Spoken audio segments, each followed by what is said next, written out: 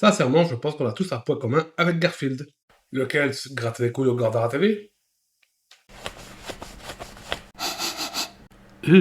Non, je parie que le lundi, ça pue la merde pour tout le monde. Bon, je pense que j'ai pas besoin de présenter Garfield. Même si vous n'avez jamais vu ses séries, ni ses films live, comme toutes les licences ultra populaires, il a le droit à des jeux vidéo. Et on va commencer avec l'Amiga. Je pense que je suis peut-être très con, mais j'ai rien compris au jeu. On peut prendre des objets, et plus loin, t'as un John complètement défoncé à l'opium. Ah, je suis bien. Oh là là, qu'est-ce que je suis bien. Bon, j'ai rien compris au premier, donc on va passer au deuxième. Cette fois-ci, on joue Garfield à la montagne. Premier jeu, j'ai rien compris. Deuxième jeu, injouable. Et troisième jeu... Est-ce que j'ai besoin de rajouter quelque chose? Bon, maintenant passons à la NES, car Garfield a eu la jeunesse. Mais le souci, c'est que le joueur du grenier en a parlé. Oui, c'est un bon gros jeu de merde. Et le jeu est une exclue japonaise. Et ce n'est jamais arrivé chez nous. Et si le jeu n'est jamais arrivé chez nous, c'est qu'il a une bonne raison. Rien que le sprite de Garfield est dégueulasse. Et vous savez ce qui est aussi dégueulasse? On a le droit qu'à une seule putain de vie et pas de continu. Bordel, pourquoi pas avoir fait 9 vies pour faire référence à, je sais pas, au hasard, à des putains de chats. Et regardez l'attaque de Garfield, c'est ridicule, je me fais toucher une fois sur deux. Et vous savez, le premier niveau d'un jeu, c'est toujours important. C'est pour savoir si tu vas continuer à jouer. Mais là, le premier niveau a une putain d'araignée qui m'empêche de passer car la hitbox de ce putain de chat est inexistante. En effet, je ne suis pas passé. Et la Game Boy n'échappe pas à son jeu Garfield. Et le jeu s'appelle Garfield Labyrinthe. Ok, je déteste déjà ce jeu. Question débile, mais pourquoi avoir collé Garfield dans un labyrinthe? Ça n'a aucun sens. Ils auraient remplacé Garfield par Mickey que ça aurait rien changé. Bah oui, tant qu'on y est, mettons Peter Venkman de SOS Fantôme. Ok, je ferme ma gueule. Bon, après cette copie d'une copie qui est une copie, cette fois-ci, on passe sur un Mega Drive. Et cette fois, ça redevient sur un jeu de plateforme.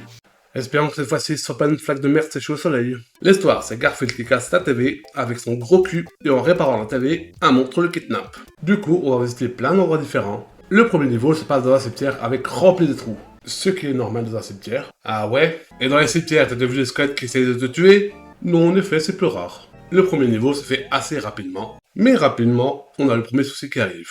Eh mais comment je te touche toi? Mais sérieux, j'arrive pas à toucher ce putain de chien de merde! Mais descends, sac à merde! Oui, je suis bloqué au premier boss. Et j'arrive pas à le toucher. J'ai dû aller chercher la solution sur internet pour comprendre. Et voici la solution.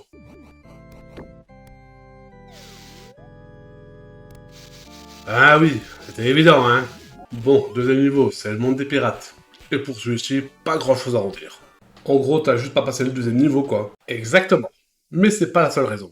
En fait, le jeu n'est pas dur, mais assez brouillon. Le jeu est comme un gâteau au chocolat. Il est très beau de l'extérieur, mais si t'as laissé des coquilles d'œufs dans la recette, ça devient moins mangeable. Il a eu une autre version du jeu, et c'est la version Game Gear. Et on commence dans la préhistoire. Et on a des ennemis qui sont John en version homme des cavernes, et son attaque c'est de pointer du doigt. Quelle puissance incroyable. Vous vous rappelez quand j'ai dit que le jeu sur la Sega Mega Drive était brouillon?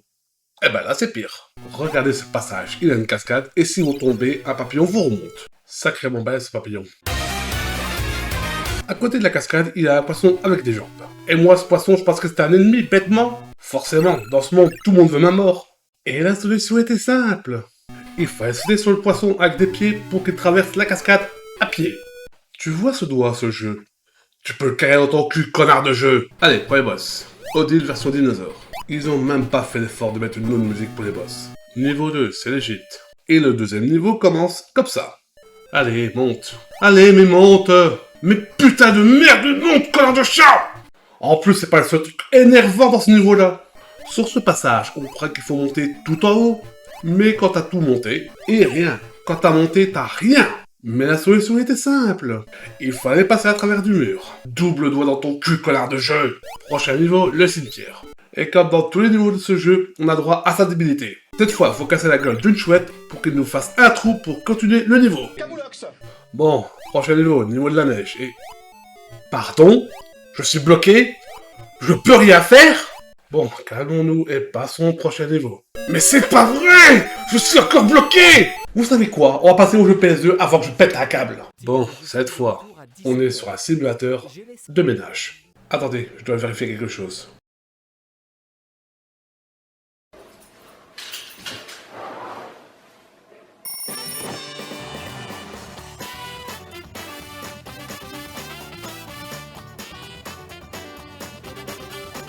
A few moments later.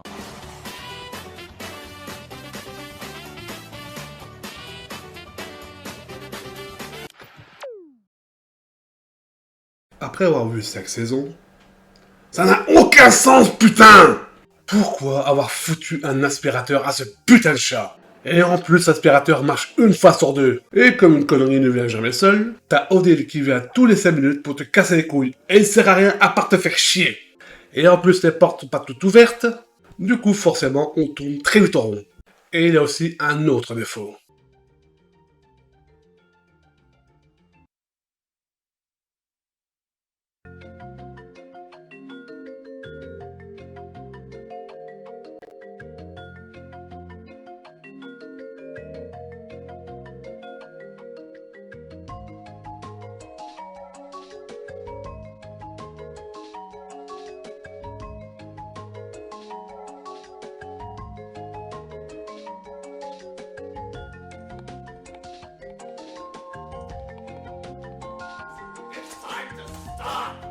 Bon, c'est bon, j'en ai ras le cul. On va passer au prochain jeu. Espérons que celui-ci sera plus classique. Bon, prochain jeu. Sauver Harlem. Je n'en demandais pas tant. Bon, tout est dans le titre. Tu dois sauver une image de votre copine.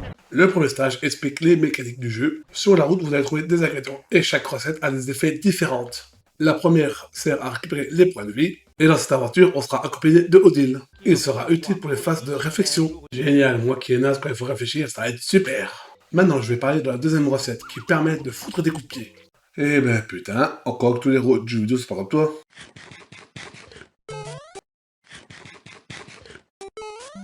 Bon, deuxième niveau, c'est les égouts. Super, les développeurs ont déjà plus d'aspiration.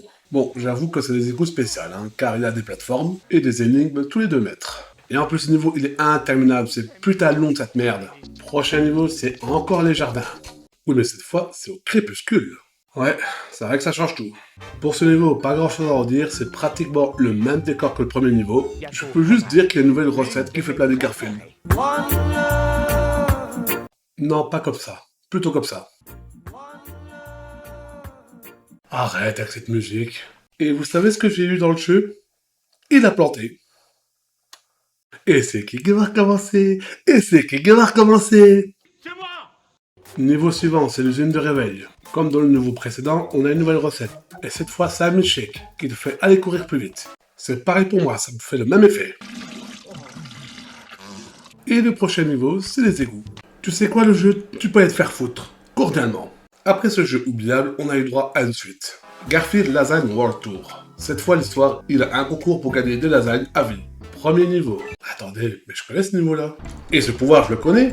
C'est le même que dans le jeu d'avant, ça. Vous savez, quand il y a une suite, on a droit à la nouveauté. Sauf que dans ce jeu, il est très minime. Première chose, on a échangé la voix de Garfield par un dépressif. Tu sais, je t'aime vraiment bien, et c'est peu dire. Mais il faut que tu disparaisses. Pour des raisons d'état. Ce serait un miracle si je devais pas dépressif après ça. Première nouveauté, côté gameplay, on a du QTE. Waouh, ça m'embouche à coin. La deuxième, c'est face à la Crash Bandicoot. Super original pour une plateforme. Et une autre nouveauté, les niveaux sont bien plus longs. Ça par contre, c'était pas obligé. Cette fois, on va parler d'un jeu qui a été adapté du deuxième film Garfield. Et tout le monde sait que les adaptations de films en jeux vidéo sont des purs chefs-d'œuvre. Non, ne répondez pas. Tout le monde sait qu'à 99% des chances que c'est un jeu de merde. Et les 1%? Le 1%, c'est quelqu'un qui va nous contredire et de mettre des exemples de bons jeux adaptés de films. Bien joué. Merci. L'histoire, c'est tout simplement le prince et le pauvre. Le but de ce jeu, c'est de faire des objectifs, et quand vous faites autant d'objectifs, vous déverrouillez des nouvelles pièces du château. En gros, vous êtes la boniche du château, malgré que vous devez faire passer pour le roi. Très bizarre. Premier objectif, apprendre les commandes. Après le tuto, on a accès au jardin. Et dans le jardin, il y a des rats partout et des lasagnes par terre. Premier objectif, se faire passer pour Miku.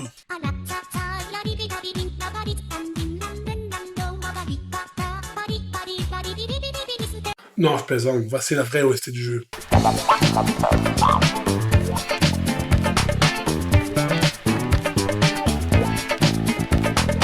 Je préférais quand c'était Miku. Bon, un autre objectif, faire la course contre la montre. Petite question, c'est censé aider qui que je fasse ça? Car les objectifs à la base, c'est pour aider les habitants du château, hein. Car dites-moi qui ça aide que je danse devant Winston. À moins qu'il y ait des vis cachées, ce coquin. Prochain objectif, on doit trouver un membre du château dans un labyrinthe. S'il vous plaît, pitié, laissez-moi en paix avec ces labyrinthes. Après l'avoir trouvé, on débloque une nouvelle pièce du château et des nouveaux objectifs. On a le droit à une nouvelle compétence, le super saut. Bon, pas la peine de vous expliquer, hein, tout est dans le nom. Prochain objectif, faire la course contre un perroquet. Bon, on est bien d'accord que ici, on est dans le château. Alors pourquoi dans ce château il y a des putains de migales, des crapauds et des rats? Un peu plus là dans le jeu, on libère une souris. Vu qu'il y a autant de saloperies dans le château, on verra pas la différence. Après ça, on a le droit à l'accès aux égouts, qui sont dans le château. Je comprends mieux pourquoi il y a des rats dans le château maintenant. Et le niveau des égouts est un labyrinthe. Pourquoi dans tous les jeux vidéo que je teste, il y a un labyrinthe? Est-ce que j'ai fait du mal à un labyrinthe dans une vie intérieure? Est-ce que je suis moi-même un labyrinthe? Nouvel objectif, cette fois-ci, il faut passer dans des anneaux. Ça me rappelle quelque chose, mais je ne sais plus quoi.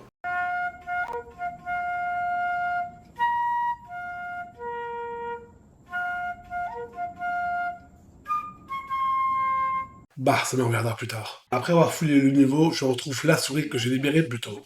Et cette fois, on a le droit à des phases de casse-tête. Enfin, casse-tête, c'est vite dit, hein. C'est des casse-têtes de niveau maternel. Et le dernier niveau se passe sur le toit. Et niveau nouveauté, il n'a plus rien du tout. Le jeu n'est pas mauvais en soi, mais il est juste générique. C'est comme mettre une goutte d'eau dans la mer. On verrait pas la différence s'il serait pas là. Et voilà, la vidéo est terminée. J'espère que ça vous aura plu. Je vous dis à la prochaine pour d'autres vidéos.